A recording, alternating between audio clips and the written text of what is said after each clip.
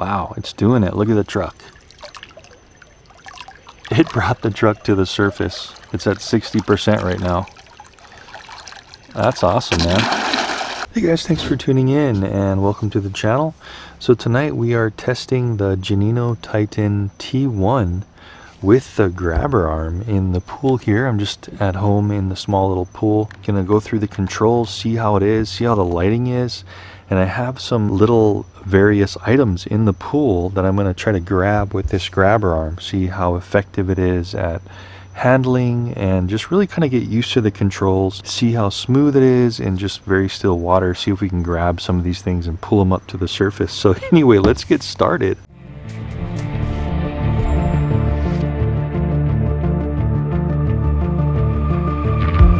We're also going to do ocean testing too on this, and possibly freshwater pond testing and treasure hunting. I might use this one since it has an arm to go look for my drowned Mavic Pro in the one of the waterfall ponds here on Maui. So don't forget, I will have that playlist pop up here, and let's get started with this connection. You can see on the iPad, pretty cool, we have the grabber arm view here, and to use that grabber arm, it's these two buttons on the top, or we can also just press this here. It's kind of hard to see in the white, but there is a little grabber icon there. So if I wanted to open or close it, there we go. Top, right, and left bumper buttons, open and close it. So anyway, I'm not going to really be recording on the sub here. It does have 4K recording. So let's just kind of put it in, turn the lights on, and see how this thing does. Compass correction, start. Let's see what it tells us to do. Okay, this might be kind of hard with this thing on. So you see how I'm just spinning it like forward? And your tether is probably going to get a little bit tangled up, so just keep that in mind. You can untangle it afterwards. But I'm just going like in all the axes. Front, back, left, right. I would just really spin it on every axis a few times. You can actually use the grabber arm. Seems to be sturdy enough. Compass correction quality 255. Correction success. Anyway, I think that's enough. So we'll just go ahead and try that. Let's put it in the water, guys. There we go. All right, pull out a little bit of tether. Remember, this one has a 150 meter tether, so I'm stoked they sent me a nice long one here. So let's see if we can move around a little bit. There we go. Okay. I just kind of pulled back on the right thumbstick, and it seemed to try to level. Now the water today is a little bit murky. I'm not sure what's going on with my pool, but as you can see in the FPV, it's pretty murky. Pretty darn murky, but that's okay. We're just gonna try, do what we can do. So I'm pressing the right trigger on the top, and you see how in my FPV that arm is opening up. So pretty cool. We'll just kind of move around a little bit, and let's do right stick up. There we go. So that's surfacing. So when it gets to the surface, it looks like it's having a hard time leveling itself with that actual arm on there. You see how it's just kind of pointing down there? Let me try to turn it to the left a little bit. Yeah, but actually when you put any left stick in, it starts to try to level itself. So that's good at least. It goes down a bit and then it starts to level itself. So that does work. Let's go forward here. Okay. Yeah, wow, so it is working. And I do have it in, I believe, depth lock. You can see those motors, those 4 motors on top are really trying to work to keep it there. Right stick down a little bit. Let's go down to the bottom. See if we can turn this light on a little brighter. There we go. Now it's allowing me to turn it on brighter here, since we're down deeper. The left stick I'm pushing right now. Now I'm pushing it forward. Kind of interesting, not super straight. I did try to calibrate the compass, but this is how it's working. That's his full turning to the right.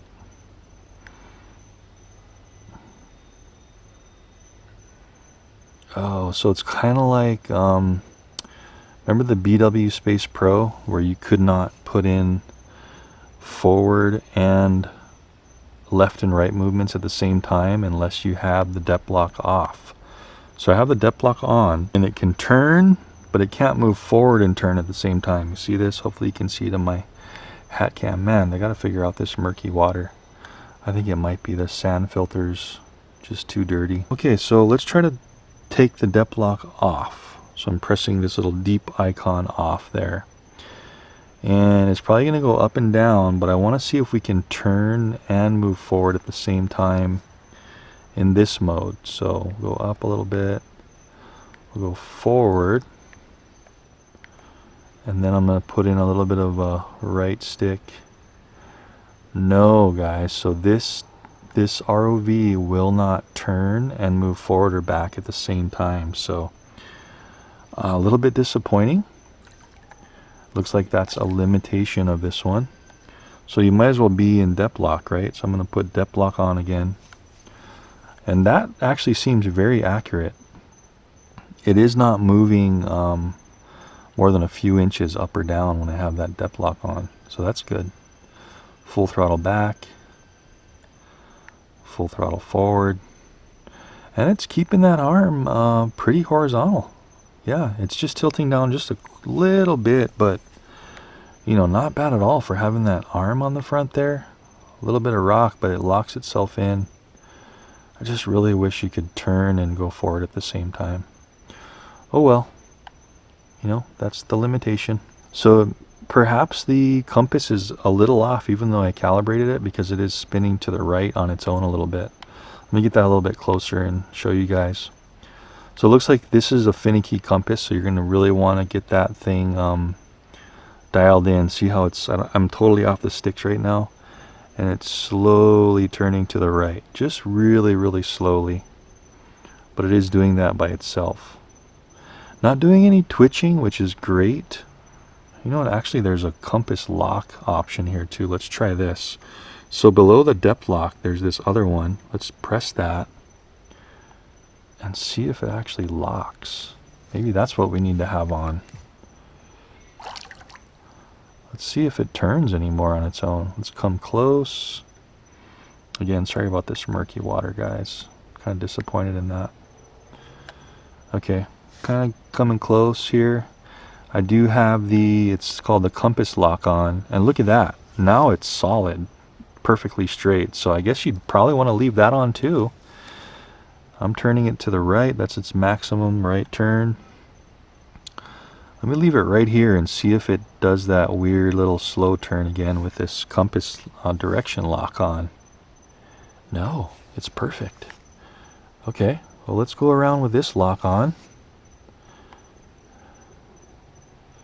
Turning to the right, letting off. Seems like it might be a little slower with this compass lock, but it's keeping its accuracy much better. You see that there? Letting off here, it's just stopping, and it's hanging out a few inches from the bottom, keeping its depth perfectly within like an inch or two. So a very precise machine, but it doesn't really have those combined movements that you might want. Oh, you know what? I totally missed that. This is the speed here. There's an M here. If you press that, now I'm in high speed. I was in medium speed. Let's see if there's a difference in the speed. Okay, turning is a bit faster, left and right. Good. A little bit wonky with that arm on there, but that is quite a bit of weight added. Let's pull back. Okay, whoa. All right, now we're going quick, guys. Okay, there we go. So we do have a low, medium, and high speed. The high speed is much quicker. So probably if you're trying to fight current, pushing forward right now. Okay, that's starting to tilt. It started to tilt to the left, and that may be because of the arm. So maybe if you're really trying to do precise movements, don't have it in high mode. Let's try low. I don't think I've tried low yet. So let me come back in low. Okay, this is really slow. That's full throttle backwards. You see how slow this is going? Wow. See if I can turn these lights up a little bit more. Oh, it's too high. Less than 30 centimeters, it won't let you turn the lights on. If we drop it down just a tad, turn the lights on. Wow, yeah, I can turn them on high now. Full blast, that's lights all the way. Full throttle back. And that's in low mode. You can see how incredibly slow that is. I'm looking at the FPV and it is having some pauses and a little bit of choppiness. So maybe they can kind of work on that. This is the iPad 2 Air. So low mode turning, let's try it. Turning to the right. Really slow for very, very fine movements. Let's see if we can tilt it up. There we go. A little slow to respawn on the tilting, but you see that thing turned blue and it tells you the percentage you're tilted up. So this is 6%. Let's press it again. Nope, you gotta like press and hold. There we go. Okay, so it's kind of moving forward. Let's come back a bit. And it just turned the lights down low because it was too high. Oh, that's cool. It remembers what percentage you had the lights once you drop below 30 centimeters. So that's cool. It turned them back on brighter. And then it just turned them off a little and back on. I think it's pulling up a little because I've got it tilted. So we'll try to come back here a little bit, and I want to try to max tilt this. So that's 18%, and let's keep trying to tilt this. So I'm just using the on-screen. 48, whoa, 54, 60%. Look at that. I got the arm out of the water. Let's go forward. Okay, now this is cool. Is that our max? Yeah, so guys, 60%. That's more than all the other tilt lock subs that I know of can go. That's awesome. So a little bit slow on the tilting, but it does go to 60%. Now I'm pressing to the right to tilt down. And we're at 18% now. We're getting a little bit of wander now. So I don't know if you can see this, but it is wandering to the left. And it turned off my compass lock, that's why. So I'm going to turn the compass lock back on. And it totally stopped its wander. Not sure why that compass lock turned off, but it did. Okay, again we're in medium mode. So what I want to do now, I'm going to turn this way. And then I'm going to tilt it downwards. If I come up a little bit. So now we're going to tilt to the right. And that should tilt this thing down. Let me get back so you guys can see it. So we'll tilt. I want to be careful of this iPad and controller so it doesn't fall in the water. So I'm holding to the right. Very slow tilt. But it is tilting down and it's holding. See my iPad there, the arm is resting on the bottom of the pool. It's going in and out of its brightness of the lights just because it's right at that height. So I'll turn the lights all the way down to the lowest point. There we go. So it doesn't keep flashing. So you get a little bit of wander, it seems like. It's starting to try to wander to the right and forward a little bit. Pushing to the right, 18, 24, 30, 36. 48. Yeah, so we're as tilted down as we can go, and look at that, guys. That's awesome. It looks like we can go probably 60. Let's just push it. 54, 60. Yep. It's pushing against that pull, so I'm going to pull it back. But it's holding great down at 60%. Let's try to pick something up. So we know that works good. But check this out. It turned off my compass again, and it's wandering to the right. So perhaps a little bit something they can work on with software tuning a little bit. Let's go over to this guy. So I have like this little bucket with a string and a bobber. And if you look on my FPV, I'm going to try to grab this string, okay? And let's try to pull this thing up. So let's get right in the string and see how easy this is. And clamp onto it. So you see that thing closing, grabbing. I got the string. Actually, I want to go down a little bit. I'm a little bit too far forward. Go down a bit. and then we'll grab it. You see that? So I just press the right trigger. I want to grab that string really tight, so I'm just hitting it a couple times. This one seemed like, if you saw my unboxing, I was grabbing cans and stuff, and it seems like if you hit that a few times, it really clamps down on it. So now let's try to just pull it up. So I'm gonna tilt. Oh, that's cool. Okay. So I just hit its little blue icon there, and it looks like it goes to level if you just click and hold that. So you have like an immediate level. So let's pull this out of the water. Let's pull it. Let's go up. And then let's come back. See if we can pick this thing up by the string. So I'm really pushing back. Let's go into high mode. And let's try to pull it. Yeah, it can pull that. Okay, I want to pull it towards me. So I'm turning and I'm coming straight back. It's kind of struggling, but it's doing it. And of course, if something's too heavy, guys, watch this. You can just grab the tether, right? And that was cool. Once it got to the surface, it knows how deep it is. Untangle it here. And watch. It turns off the motors automatically. If you can't pull something up and it's too heavy for the actual sub, check that out. You can just pull it out of the water because you have your tether on the shore, of course, right? And look at this. It's holding on, and that's tight. Look at that. The rope is not going through. You see that? So this thing is really clamped on hard to this rope. So that's great to know. What a great little apparatus. So I'm going to press the right top and watch what happens.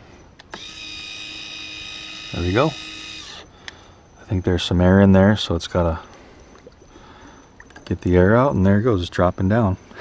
That was pretty cool. So the grabber is working really awesome. I'm going to put this thing back in the water, and let's try to grab some more stuff here. See that little truck there? There we go. So there's the wheel of it. I'm going to go back a bit more. There we go. So it's just like a little toy monster truck. I actually found it in the forest. Right about almost there. Close. There we go. Got it. So I actually grabbed the frame. Now I'm going to go up and back a bit. Alright. And full throttle back. Of course, low mode's not going to go very fast. There we go. And we'll press this right here. And that levels us out, remember? That top little icon of the sub. And let's come back. See if the truck breaks loose at all. This is great. You can do some treasure hunting here. And that's actually what I'm going to do after this. I'm going to one of the harbors here on Maui. Somebody contacted me and they lost their racing drone in a harbor. And they showed me where it was. So I'm going to try to retrieve that with this guy. Okay, so there we go. We got the truck still in the gripper. You can see it on the screen. It hasn't moved. Let's just go ahead and come to the surface. I love how the motors just stop once you come all the way up. It stops trying to self-level and stuff. Of course, that's some added weight. Let's see if it can manipulate this weight underwater, like tilt up with the weight. Let's just try that real quick. Go down a bit, and then I'm going to try to tilt the whole sub up. So wow, it's doing it. Look at the truck. It brought the truck to the surface. It's at 60% right now. That's awesome, man. It's really trying to push that truck up. You see that? So I'm going to set this guy down. I'm going to grab this tether, which is now kind of tangled. Guys, just be really careful too if you're reaching down in here.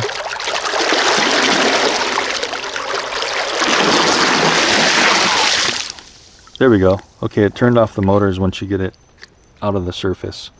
But what I was saying is when you're reaching down in here, if the motors are on, just be careful not to put your fingers in there because they will get cut or hurt. So I have the truck pulling it out. That's awesome. Look at this. That little truck is on there and that's sturdy, man. Let's see how hard it is to pull that thing off. Turn the lights on real quick. All right, let's just try to pull it out. This thing is, holy smokes. I'm not joking, guys. This thing is in there. I can't pull it out. There we go. That's how tight that thing locks stuff in. So that's great, man. That's way tighter than, remember the Deep Trekker DT2, I think it was? That Deep Trekker did not have that high of a clamping strength. So that's great. I'm loving that. It's supposed to be a 13-pound clamping strength. So we'll go over here. We'll pick up this blender. I actually threw a blender in the water because I needed something heavy that would sink, and so I just grabbed my blender real quick. So I'm just looking at the FPV screen and I'm gonna try to grab this blender. Looks like I'm gonna have to go to a different angle, so let me go around the front. Opening up, and we'll get right into the glass, and I think I want to tilt it down just a little bit. There we go. Right in. Okay, right on the glass edge, and let's close this thing. Boom. So you see that? I'm grabbing the top edge of the blender. A few more hits on the close button. This arm is really heavy duty. You can't even move, you can't even budge the claw when it's off. It's got some kind of like stainless steel worm drive or something, so it's super stable and durable. Okay, now let's try to pick this thing up. So now I'm going to, just to see, I mean, you know how much glass blenders weigh. Let's just go ahead and try to tilt up just to see if it possibly can move this blender up. I doubt it, but I'm just gonna max it out. Yeah, it's not able to even lift that at all. It's really struggling. You can see that water jet coming out. So we'll hit that to level it off. Make the motor stop working so hard. And we'll hit the direction lock again. We'll just press up. Try to come up. So really having a hard time moving around, of course, because that blender's so heavy. This will be interesting to see if it can pull this blender up or if it slides out of the claw. Go up and back. Woo! It's not even really able to come back to me. Full blast backwards. Yeah, it's just having a heck of a time. So you can't pull something up. Remember, you do have the tether. And if you can't bring it to the surface, just start pulling. I thought it disconnected the blender, but it's still attached. Ooh. That looked like it was gonna come off. Boy, if it can hold this blender and the glass, it could probably hold just about anything. Holy smokes, guys, look at this. Holy moly. We've got a Bobby Dazzler. Oh!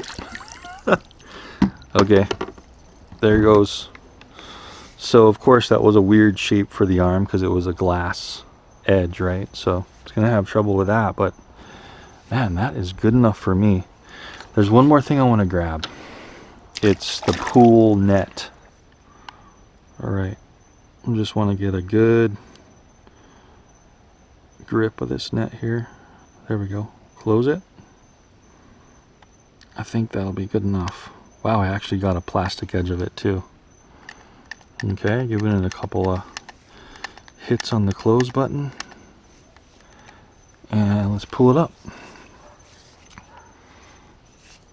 Actually, let's put it on high and move around with it a bit to let's see if it comes off or something. Man, this thing is really powerful.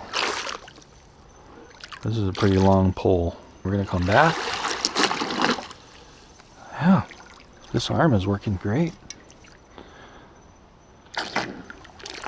Let's pull it on out. And we'll do kind of a final pros and cons.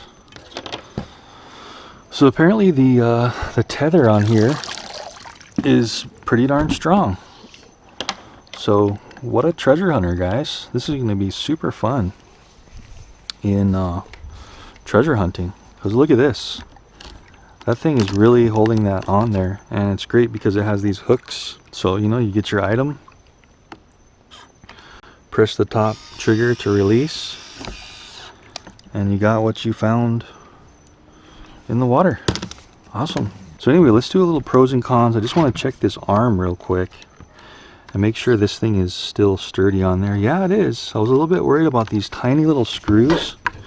You see these tiny little screws? They're very, very small screws. There's 6 of them. And that's the way they have this arm kind of holding this thing together. But you know, 2 motors in the back, 4 on the top. And this is where you plug in the aftermarket arm. So they do have an arm on their, I'll have the link down below where you can get the sub and the arm if you wanted to. And you have tether options, I believe 50, 100, or 150 right now. It comes with this awesome tether reel, this controller that can expand to fit an iPad Pro actually. Let me show you how far this can expand. This is an iPad, regular iPad. You see that? So you got another like 2 inches to expand. So at least we know that that's going to work with an iPad Pro. Okay guys, so let's wrap this up with a little pros and cons before we finish up. The arm is awesome where you can control it from the screen or control it from these buttons on the controller. The controller seems to work really good. I've never lost connection from the controller Bluetooth to the iPad. The only negative here I'm seeing on the FPV is a little bit of lagginess and occasionally glitchiness, and that's kind of prevalent in a lot of these kind of Wi-Fi enabled ROVs. So that's kind of like the nature of the beast. There's very few that have that down where it's just fluid all the time. Once in a while you can see it kind of drifting to the left or the right, and that was kind of interesting because when you did hit this like heading hold, that kind of stopped that. I don't know why you wouldn't want that to always be on. The depth lock worked very well. That was probably the best working feature of this submarine, was the depth lock was spot on within like an inch, even in this little 3-foot pool. Low, medium, and high speeds worked very well. You need to pull something up with a grabber, try to hit the high speed and yank that sucker out. If you can't, you can always grab the tether and pull the tether up. A little bit worried about this connection here because there is no anchor point. So that would be one of my little cons here, is it doesn't have like an anchor. So possibly a good idea might be for them or the user to drill out a solid little hole, put one of those little clasps here, and do like the zip tie thing and anchor it right here to this epoxy, because this stuff looks really, really durable. The light seemed fine, bright enough. The arm worked super, super well, better than I could expect. So no complaints there. One of the major cons for me was that you can't put any left and right movement while you're going forward or back, while you're in depth lock or not. So that's kind of a major con. But otherwise, great sub. It seems to be working awesome. Really anxious to get this thing in the water with the arm, and we're going to locate that drowned FPV drone that you know, a viewer, I think his name was Caleb. If you're out there watching this video, we're going to take this sub out to one of the harbors here on Maui, and we're going to get you, try to retrieve your drone. He had his GoPro on there for his whole vacation he was here on Maui for. So I want to try to retrieve that, treasure hunt, get that for him, contact him and see if I can get that camera back to him with his all his vacation footage here in Hawaii. So again guys, all the stuff I'm using here in the description as usual if you want to check it out. Really hope you enjoyed that pretty thorough initial water test, even though it's in a small pool. Really got to try out a lot of things, and that's what I really like to do, is just put it through its paces, all of its paces, in a really controlled environment just to get used to it. You don't want to be dropping this thing in like the ocean with some current when you don't even know how to use these kind of subs. So even if you get one of these, no matter which one you get, really a good idea to do something like this and just get familiar with the thing, because the worst thing you can do is, say you're on a boat or off the shore, is put this thing in the water without any practice or knowledge of how it's going to perform. Anyway guys, I hope you enjoyed it, and definitely see you in the ocean test. Thanks for watching. Hi. Hey. I'm your neighbor across the street. How's it going? You know what? This is really disturbing our sleep. Oh, I'm sorry. I'm just finishing up. Okay, well I just want, because it shines right in our bedroom. Oh, it's like And reflecting. Really, it's 11 o'clock at night. Okay. Yeah. Sorry. You know what? My bad. Appreciate it. I should have been a little more aware of the situation.